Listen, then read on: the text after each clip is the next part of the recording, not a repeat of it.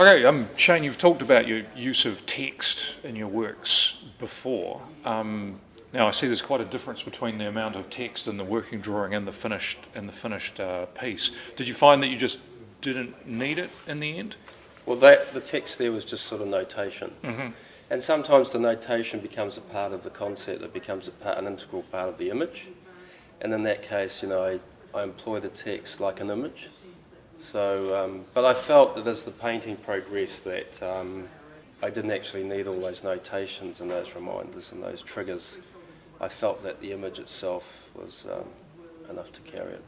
So, and the work on the working drawing or the schematic, they were really sort of indicators for me about things that I should maybe want to think about in terms of bringing into the image itself. Does text take on a different role in your paintings than it does from, say, the way McCann used it? Yeah, I think it's totally different. I think McCann's, well, I don't want to talk about McCann really, sure, because I'm not an expert on McCann. My use of text and image really sort of goes back to wanting to know about, the importance of literature for Māori and how that became a kind of a new vehicle within which concepts and understandings about the new world were being conveyed. So text featured in a lot of meeting houses that were made at the turn of the century, and also very new images, and the text and image ran sort of alongside each other, which is really what my interest in painting is how that sort of initial thing came about, and then how I've chosen to sort of employ some of that as really kind of recognition of that sort of place and time for Māori artists. Your use of the diamond motif, that's a reflection of that as well? That's from a kind of similar era too. The diamond is a shape that features in a lot of taniko, tukutuku pattern, features in Māori carving. I became very interested in it when I read about a narrative to do with Te Kōti, about how he was talking about the special nature of a stone placed on a ramonga, and that's where the essence of that place is, and sometimes he referred to it as a diamond shape. So really for me that's kind of been the stepping off point in terms of my use of the diamond. The diamond in the paintings for me are sort of like doorways, and they sort of split the sky open, and in those doorways are these moments of freedom, clarity, and for me that's just, so I kind of like the idea in a painting, well the one I've done for Te Manawa, is you have this kind of cloudscape which we can all relate to in our environment, and then you have this kind of gap in the sky, and in this place I've just sort of unleashed this freedom of painting. It's a recognition, and it alludes to previous Māori art forms and the narratives behind them, but it's just something that I've taken sort of on a journey myself. It's become a shape or a motif I've used for many years, but now I'm really sort of starting to make it sort of the main character in the painting. So you've also revisited the dark clouds and the mountain skyline. Now I've heard the term Māori Gothic coined. Does this relate to that? Could you tell me a bit about that? I don't really have a kind of a take on the idea of the Gothic, although I did have a show called Māori Gothic, but that was kind of different work. I think, in a way, the cloudscapes really do define this area. So much to the point that everyone that lives in Manawatū knows that if you travel through the gorge and you get to the other side, quite often it's clear. So the mountain range is kind of like a demarcation, it's a divide. Our side, unfortunately, is the cloudy side. But, out of the cloudy side that's what I like about it, defines the place. So in painting, it's very good because I can actually I can use the idea of the cloud as a device to create a very strong foreground and background. And it's as much as a kind of a device that, allows me to sort of make comment about this particular place, but it's also a device in the painting that allows me to sort of pull distance out of a painting. There's a kind of I think there's, I don't want to use the word doom, but there's a sense of it's not that, sometimes the paintings aren't so upbeat because of the heavy cloud, but I sort of see them as being sort of upbeat sometimes in terms of the treatment of the other images that are employed in the context of the work. Part of your relationship with Manawatū. Yeah, I think so, yeah. It's really come out of that, And I sort of came across the sort of cloud thing too when I was dealing with the idea of skyscape, and I was trying to find a way to allow the images, the main characters in the painting, to sort of come forward, and the best way to do it was to actually make a background that was out of focus.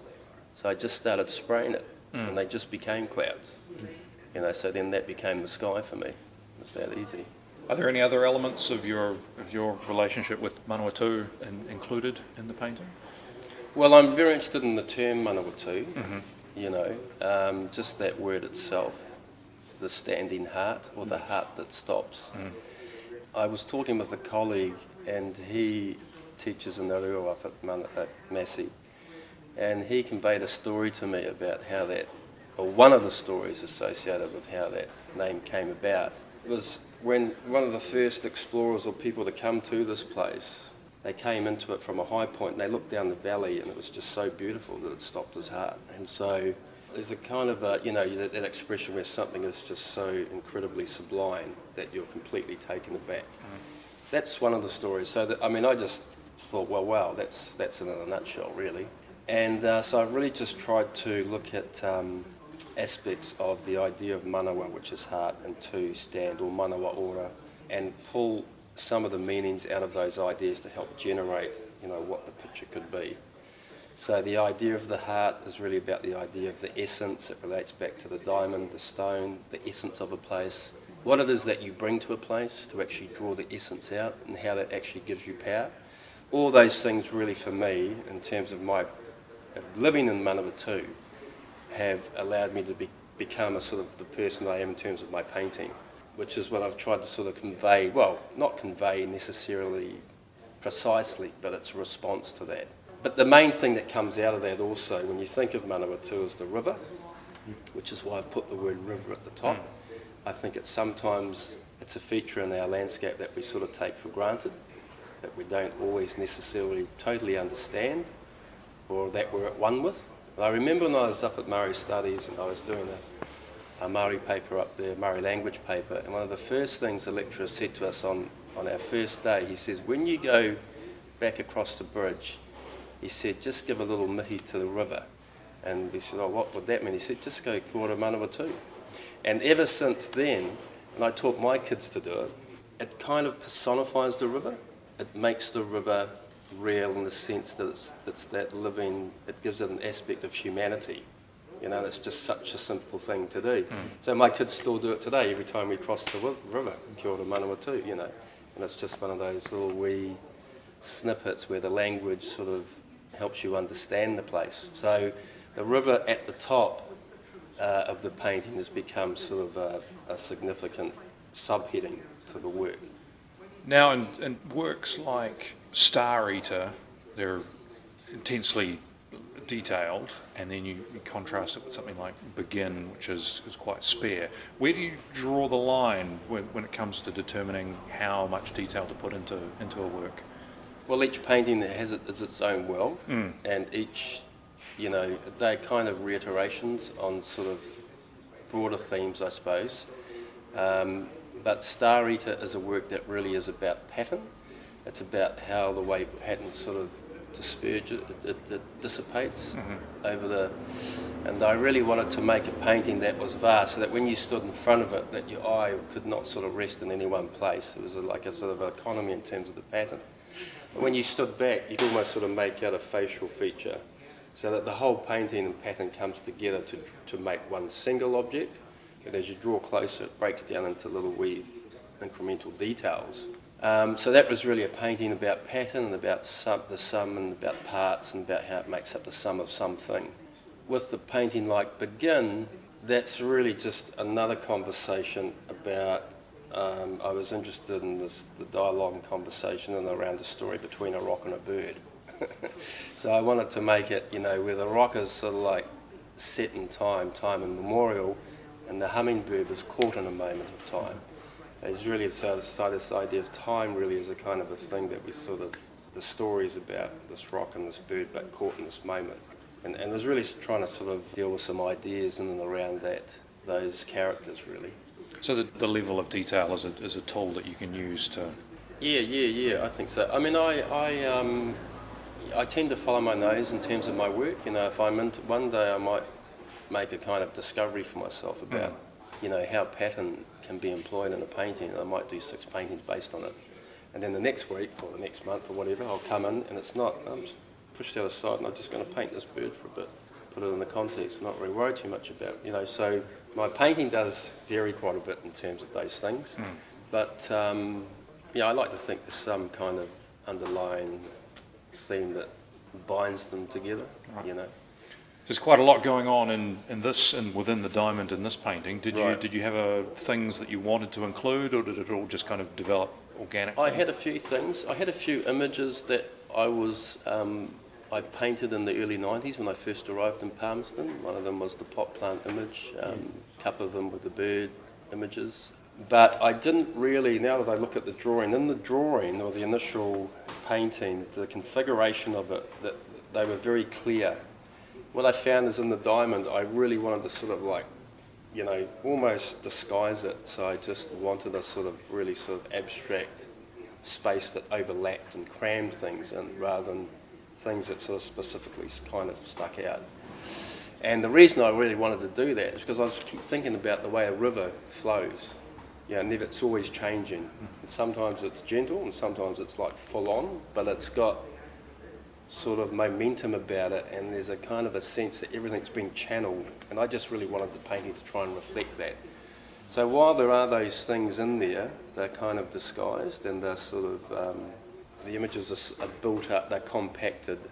There's a few things that you'll see that sort of pop out, but for the most part, I just really wanted it to try and I wanted it to have structure, but I didn't want it to be too mannered in terms of its structure within the diamond. But tell me about the forms outside the diamond. What's their purpose? Well, the one on the right is the square is the reference to the pot plant form, although it's a sort of more updated version. It's very kind of hard-edged. It's kind of windblown a wee bit, but swinging in towards the diamond, so it helps give us sort of like a visual cue towards the diamond. The little wee framing device on the landscape is, again, it's really about the idea of the way that one frames a work, so that it gives you thinking about painting, the way that painting can actually frame up an idea. It's really just it's a self-reference to that, the importance of what happens within the space of the painting. The photograph, the image sitting on the top left-hand side is one of the early bird images that I did, which was it's based on the shape of a goldfinch, although it doesn't look like a goldfinch there, but it's really just a reference to earlier work when I employed that. So again, it's the very sort of personal interpretations of things I've done while my time in Palmerston, really. The kind of the hard edge shapes that you see occurring in the sky are really kind of structural things for me. They're things that help break up the sky and sort of give some kind of compositional structure to the diamond, So they're sort of they're compositional devices, and not necessarily sort of thematic, but they complement the diamond in a way, Right. In the past, you've used provocative elements like the moko mokai. Is there anything like that here? No, there isn't. I thought about it, but I just didn't think that this particular work needed it, There are sort of, I think, one of the ways also I like to talk about the diamond is the idea of the body. As I talked about, the river is you personify it so that it becomes has this human aspect to it. And I quite often think about the paintings as being the body, somehow having a connection to the human, to us, what we are. But those are just kinds of, ways of thinking about, sometimes you think about the skin of the painting, so you reference the sort of body in that way, but nothing that directly relates to the image of a head in that work, no. Yeah, the really strong, I guess, difference is the presence of the blue, river diamond blue. Yeah. And when I look at the work, when you're talking before about the river kind of, changing and shifting and intertwining through and around, is that that's a little bit what I see there, and the kikorangi, which is used is that a reference to the blue? Yeah. Obviously, I started off with the green, the very obvious flavour, so that's our colours. Yeah. But I kind of, I use blue a lot in my work, and it has those references. So Blue really sort of, there is a bit of green in that work, but really blue sort of won the battle in the end. It's just something I decided to go with. Again, I don't really see the river as being blue in that sort of sky sense. It's actually quite different. But, you know, when you think about the idea of river and you think about the issues of water and things, I often think of blue. Blue is the colour of kind of cleanliness or purity somehow.